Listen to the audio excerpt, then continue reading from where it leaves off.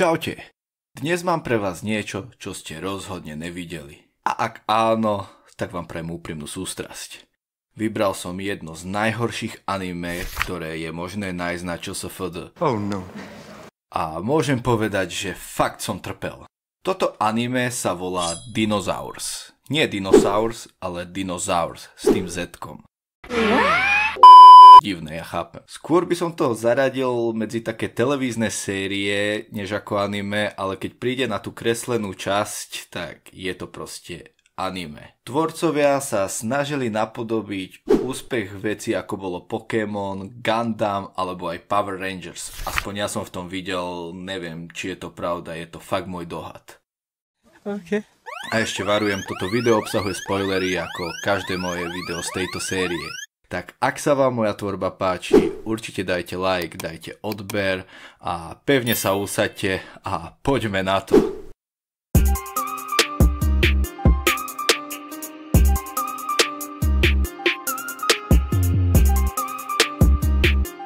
Len ako som to zapol, moja reakcia už len z openingu bola, že to čo ti je? Áno, existujú filmy či animáky, ktoré zle zostarli, ale toto by bolo hrozné aj v 80. rokov a to anime vzniklo v roku 2000. A ten český dubbing, čo som si k tomu zapol, tomu tiež moc nepridáva. A môžeme byť radi, že nie je slovenský dubbing na tento počin. Fakt. Na planétu padajú meteority a z tých meteoritov vyjde divno lietajúci dinosaurí kyborg, android robot. Vyberte si fakt, že čo to bude. A on... Zabírám tuto planetu jménem naší nejvyšší eminence Diamanta Ryugu. Tu záber ukazuje, ako vo veľmi divnej 3D animácii prebrali nadvládu nad planetou. Počas toho, ako náš divný robot letí ponad jeho tyranosauroch, hovorí o tom, ako sa im podarí nadvláda nad touto planétou. A hneď na to zo sopky vystrelí dúha. Čo? Nemali by náhodou z lávy vystreľovať kamene, veľa prachu a hlavne láva? Mám taký pocit, že tvorcovia, aby zvládli toto majstrovské dielo dokončiť, museli brať vážne niečo tvrdé. Tak ako zisťujeme, ide o životnú silu a oni ju aktuálne vysávajú. Ak mám byť úprimný, podľa mňa je životná sila planéty je jadro a neverím tomu, že by v tom bola nejaká dúha. Ale nechajme ich snívať ďalej. Ak mám byť úprimný, ešte poriadne neprešla ani minúta z tejto epizódy a už mám dosť. Potom sa pešiaci medzi sebou hádajú, kto prvý ochutná životnú silu a potom záber ukazuje náhľad z vesmíru, ako tú silu vysáva nejaký mrak. Áno, mrak. Toto rozoberať radšej ani nebudem a vôbec ani nechcem. Ale to není všetko. Nebol to záber z vesmíru, ale z veštiacej gule hlavného záporáka, ktorý žije v svojej jaskyni. Fakt, ani toto riešiť nechcem. Tu náš lietajúci divnorobot hovorí svojmu pánovi, ako rýchlo vyčerpali silu tej planéty a tu... Vašeho komanda Drakosauru nestojí. Takže aktuálne vidíme, že náš hlavný lord je, predpokladám, veľký zelenoký dinosaurus alebo drak, aj keď vidím len tvár jeho očí. Tie mi skôr pripomínajú auto.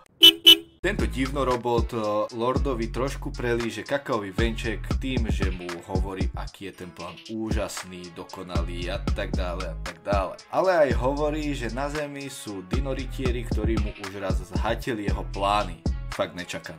Samozrejme nástratý lord hovorí, že sa má starať o to, aby sa im to podarilo a nie aby mu hovoril o neúspechu. Potom vydá rozkaz, nech zoberie armádu a ide na Zem, že dinosaury spia a tak skoro sa určite nezobudia. No všetci vieme, ako to bude naozaj bez videnia tohto majstrovského diela. Tu sa presúvame na planétu Zem a vidíme divne 3D modelovanú budovu nejakého dinotéria.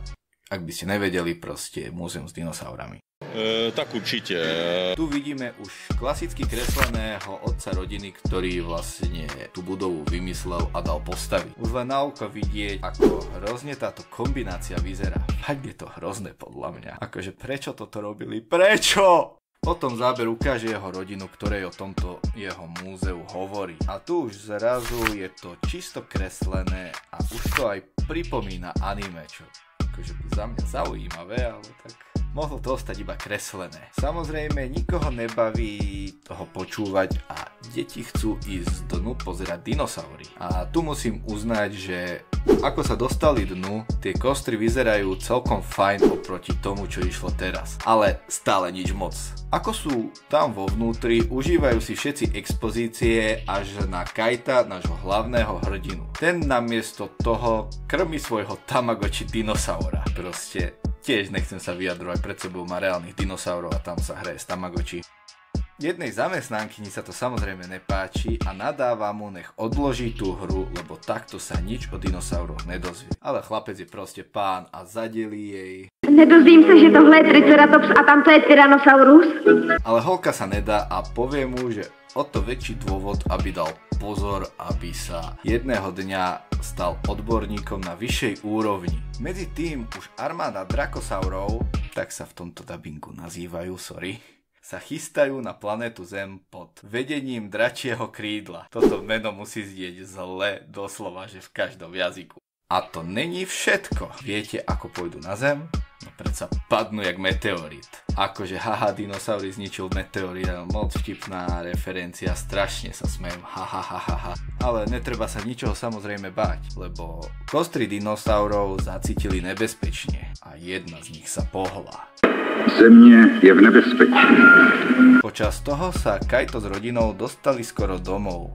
Mama si všimla, že Kaitov brat si zabudol asi čiapku v tom dinotériu. Tak poprosila Kaita, aby pre ňu zbehol. Tak ako Kaito beží po čiapku, nedaleko v lese padnú na zem drakosaury. Ako Kaito nájde čiapku, tak konečne si začína tých dinosaurov aj všímať. Toho si všimne aj tá paleontologička z predošla a začnú sa rozprávať o veľkoleposti dinosaurov. Potom holka hovorí, že dinosaury sú lepšie jak hry a potom Kaito zatrepe, že jeho hry moc neberú a že ho spolužiak núti hrať hru a posúvať sa na úrovni, lebo ho zbije. Akože úprimne, doslova a do písmena som vypol jak robot. Dobre, pokračujeme ďalej. Holka mu na to hovorí, že takémuto chalanovi by sa mal postaviť a brániť sa. Ale Kaito vraví, že on sa brániť nevie a ešte do toho zatrepe. Keby som bol taký silný ako Tyrannosaurus. Tak holka mu povie, nech sa ho dotkne, akože toho Tyrannosaura prasata, hej, že možno mu to dá silu a že bude silný tak ako oni. Potom sa rozprávajú o tom, akí boli silní Tyrannosaury a vlastne prečo už tu dinosaury nie sú. Tak nakoniec sa ho začne dotýkať. Fakt, nenúďte ma sa opakovať. A ďalej mu holka vraví, že teraz nech sa mu predstaví, akože tomu Tyrannosaury. Tak predstaví sa a aj ona sa mu predstaví a holka sa volá Naomi, ak by to dakoho zaujímalo. Nope. Kaito sa pritúli k Tyrannosaurovi a on blikne očami a trochu sa pohne. A Kaito to samozrejme zacíti. Naomi mu to samozrejme neverí, hej. Však ale buďme úprimní, kto by tomu ešte aj veril, hej. Vy by ste tomu tiež verili? Asi ne. Ale Kaito trvá na tom, že sa pohla. Naomi mu to nakoniec vyhovorí a potom sa Kaito pozerá na tú kostru. Medzi tým drakosaurom sa podarí nájsť gejzír životnej sily a idú ho ochutnať. Však chápete, čo ak není otravená, alebo tak. Ale Kaito ide domov a niečo cestou započuje. Tak ide to skontrolovať a objaví drakosaurov, ako sa krmia tou životnou silou. Dělejte, jak si taky trochu. Kaito je prekvapený, že vidí dinosaurov a ešte viac, že vedia rozprávať. Postupne ako pijú svoju životnú vodičku našej planéty, začne všetko naokolo vymierať. Fakt, že celá príroda. Kaito sa snaží utiec, ale skoro na neho padol strom. Hovorí si, že by s tým mal niečo urobiť. Myslím tým s tými drakosaurami a urobí, že... Přestaňte! Tak už dá! To postupne začne oživovať exponáty dinosaurov a pod dúhovou svetlou žiarou sa premenia na CGI hnus podobný drakosaurov, len každý je v inej farbe ako drakosaury. Ako sa preberú, ich vodca zavelí Dino rytíži vpřed! Samozrejme niektorým sa nechce, no alebo skôr by som povedal iba tomu jednému Triceratopsovi. A tu som čakal, že ich veliteľ povie nejakú silnú motivačnú reč. Brachio, jak dlouho jsme to vlastně spali? Přibližně tak 65 milionů let. A opět musí povstat ochránci země. Ja chápem, že je to viac pre mladšie deti, ale toto by ma nemotivovalo, ani keby sa mám len preváliť na druhý bok. Tak ako tí noritieri odišli zachrániť svet, tak v múzeu si Naomi všimne, že exponáty zmizli a samozrejme volá svojmu šéfovi. Tu sa Kaito snaží skryť pred drakosaurami, ale nakoniec ho nájdu. Zhodnú sa na tom, že ako zákusok by možno bol aj fajn. Také malé dieťa proti veľkej životnej sile planéty. Fajn zákusek. A potom neuveríte, čo sa stane. Na poslednú chvíľu ho T-Rex zachráni. Drakosaury sú prekvapení, pretože si mysleli, že spí. T-Rex na to, že by aj spal ďalej, ale proste musel ich prísť pozdraviť, že čau chlapci, jak si vede. T-Rex osloví Kaita jeho menom, nech ide stranou. Kaito sa spýta, že odkiaľ vie jeho meno, tak T-Rex mu vraví, že už sa mu dneska predstavil. A Kaitovi to vtedy dojde. On je jeden z tých exponátov, presnejšie tá T-Rex kostra. Tak Kaito odíde stranou.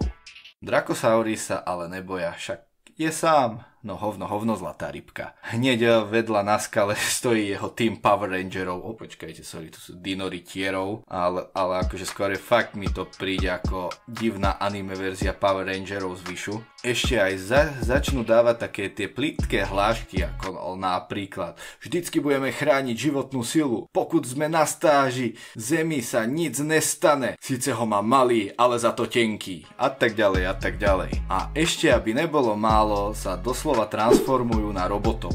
Doslova, že sa morfovali. Niečo mi hovorí, že z toho boli aj hračky. Fakt by som si ich pozrel. Po domorfovaní potom záber ukazuje ich celú partiu CGI shitu a Kaito bol z toho v úžase. A súboj sa samozrejme začína.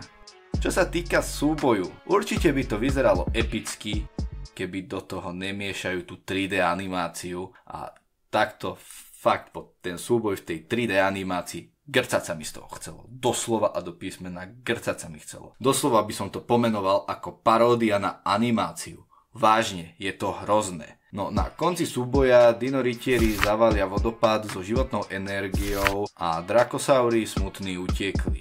Dinoritieri si povedia, že dobrá práca a že ešte sa hentí drakosaury určite vrátia. Všetko v prírode sa dá do pôvodného stavu. Kaito sa im poďakuje, ale oni hovoria, že to vďaka nemu, že ich alarmoval svojou obavou o životné prostredie, ich zobudilo.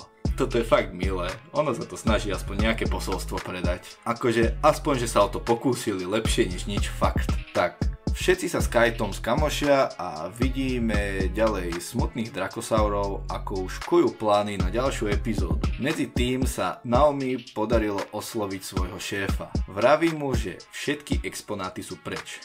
Samozrejme ten šéf jej neverí a keď ho Naomi pošle dnu, že nech sa presvedčí, všetky exponáty sú tam. Nečakané. Povie jej, že nech začne uvažovať nad dovolenkou a po chvíli nad ňou začne aj ona uvažovať a vlastne tým diel končí.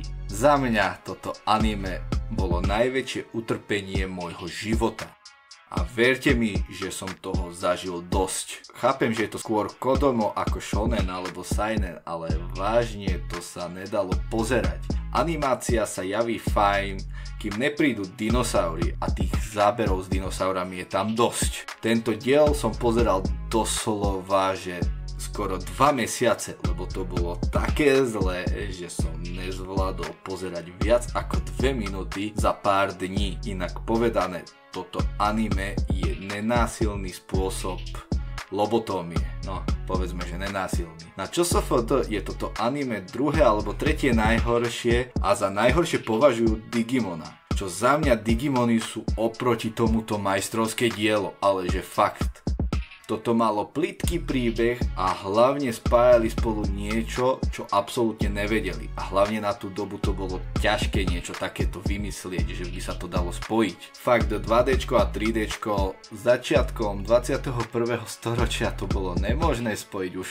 Už na hovno to bolo koľkokrát v nejakých filmoch. Ne to ešte proste v anime alebo v nejakej klasickej rozprávke. Fakt grc. Tak a toto je za mňa všetko. Tak Ak sa vám video páčilo, určite zanechajte like, dajte odber, stojí vás to fakt sekundu vášho času, mne tým veľmi pomôžete a budem vám vďačný. Hlavne ak mi chcete pomôcť s týmto kanálom, aby rástol, tak videa aj zdieľajte. Tak toto bude na dnes všetko. Tak majte sa krásne, napíšte básne a vidíme sa pri ďalšom videu.